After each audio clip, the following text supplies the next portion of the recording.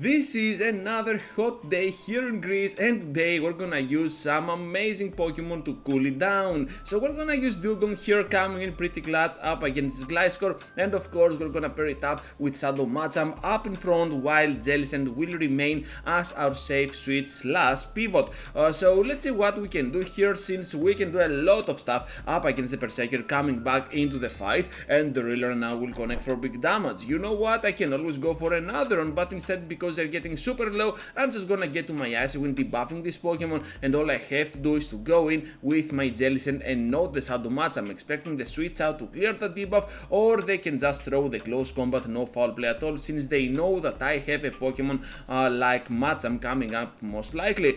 So we managed to fish at the back something like a Cresselia, which is pretty neat, and at this point the outcome has already been settled for this battle, because we have the upper hand with the Shadow Ball, and Shadow Machamp has nothing to be afraid of, since we got 2 shields and they have none. Into the next one now. Let's see what we have here right from the start of this battle, since Quagsire will be up against us, and I want to respect the damage from the Mud Bomb. On the switch we're met up with the Shadow Dragonite, and we can also farm down completely, even though we get super close to dying here to a simple superpower, which is crazy. This is no stab at all, but Shadow Dragonite hits like a truck, even a bulky Pokemon like Dugong. I know it's super effective, but still it is impressive. So anyways, we have a lot of energy to spare here. They have a double dragon at the back, this time with the Kingdra, and another cross chop to grab that second shield out of play. If they want to farm down, this is gonna be a mistake, but we can safely go for the third cross chop, and they win against this Kingdra, and now they stand no chance at all, since they have only Quagsire. We got a shield and also a Jellicent, so we're looking at a pretty solid battle. I think my opponent knows that. They back out, they top left, and of course now we're gonna take this victory. So Charizard up in front. You know what, I'm just gonna switch out to my Dugong, just gonna stay a little bit to see the fast attack. Most of those Charizards obviously have a move like Wing Attack, but if they have Fire Spin or Dragon Breath, I have met some of those trainers. I want to check first, so then I will switch out to my Dugong, and this is one of the few scenarios that you want to switch out to the Dugong and not the Jellicent, because Jellicent will most likely have a better matchup against this Charizard in the end game, with the Surfs being super effective, while Dugong can still lose if it is not gonna be that careful. So speaking of Shadow Charizard, I'm working on a video about this Pokemon. Perhaps tomorrow or the day right after that, we're gonna upload a video like this, so stay tuned for that. We also recently reached 4K subscribers, which is absolutely amazing, so thank you so much for that. Anyways, in the process, as I was talking about the 4K subscribers, we get farmed down by this Charizard, which can be tricky, but the battle is not yet settled, because we have one Shadow Machamp at the back, and I want to respect the damage from the Mud Bomb, but at the same time I want to keep my shields for that Charizard. Here comes now the cross chop, able to do a lot of solid work against this Quagsire, and you know what, perhaps this is the correct time in order to block the next Mud Bomb. I'm expecting the switch at some point, so that's why I am over farming.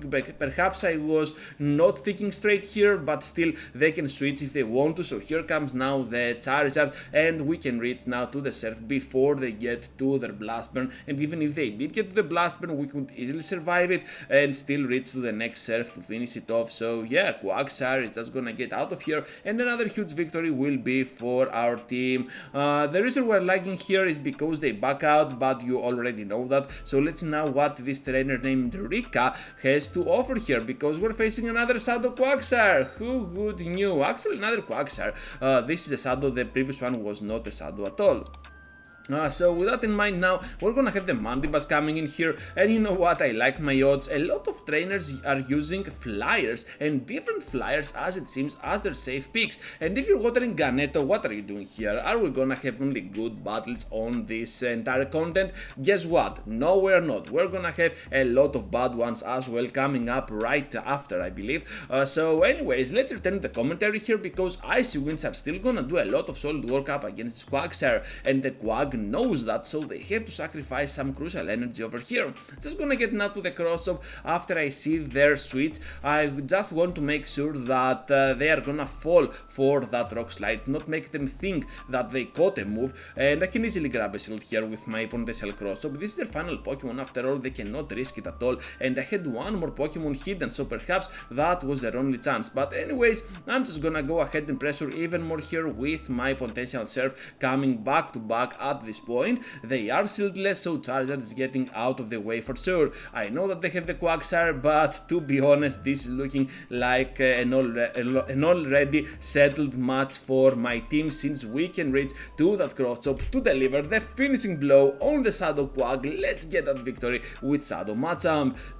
Juice, almost at Svilus, will have a very bad lead for us. Here you are, trainers, a Togetic up on the lead. Horrible lead, with those counters are double or triple resist, I'm not sure about that, quadruple perhaps, and of course they have those fairy winds which now deal super effective damage to my Pokemon, so we're not looking that great. And on the switch we're met up with a Svilus, which is even worse if you ask me, since now we have no Ice Beam at all on our Jellicent.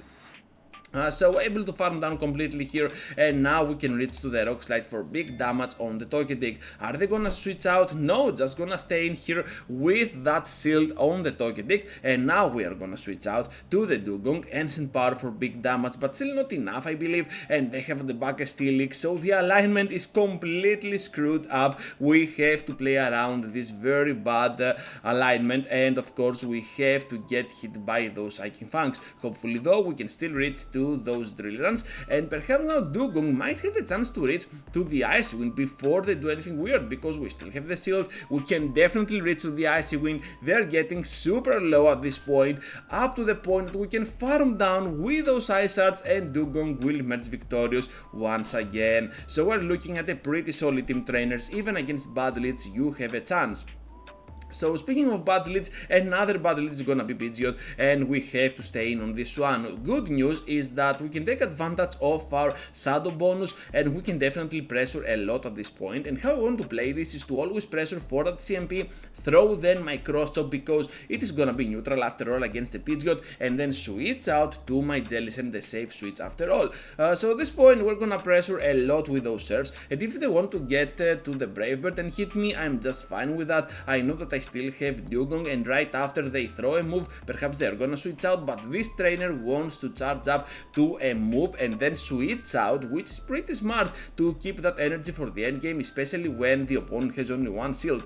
So at this point we're gonna get farmed down by this double, and of course we're gonna go in now with our Dugong, and I will try to snipe down with the counters. This is gonna work to my surprise, and Pidgeot is returning, so I'm just gonna immediately press the cross-chop, which is ready to go. Now they are gonna switch out to the Dugong, and hopefully we can reach to that final cross-chop. Good IVs matter for sure, and now all we have to do is to reach to double moves and absolutely wreck them apart. I'm just gonna keep the shield for the end game, and the third time that this Pidgeot is gonna emerge for this battle, because I know that the Brave Bird can be much more deadlier than anything else in the meta, and by blocking here we can of course complete the farm down, since they have only 1 HP and they cannot complete the dream at all. Into the final one, trainers, and we're having a Graveler up on the lead, so here is another good lead for us, but of course we had back-to-back bad leads for you to check out, and you can see that this team is no joke at all. Even against bad leads you can have the upper hand. If I was about to pick the worst lead ever, well, perhaps the Thunder Punch version of Hypno could be the one, since it is just gonna destroy down the whole team. So with that in mind, trainers, let's see what we have here, because Graveler is returning into the battle after we finish off the Tropius, and seeing the Tropius makes me think that perhaps they have a Jumbluff as well. This is a usual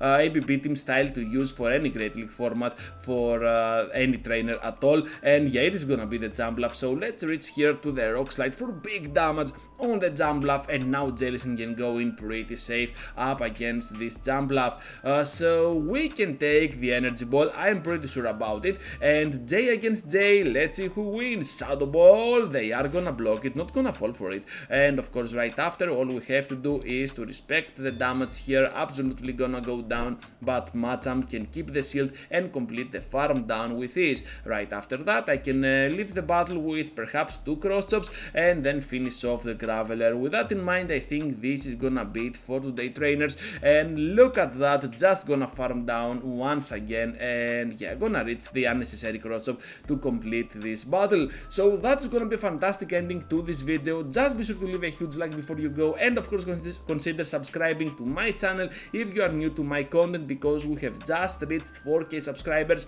and the next milestone is super close, the 5K, so let's get there together, trainers. Also, before you go, I have 2 videos for you to check out, so feel free to do so, and I will see you all into the next one.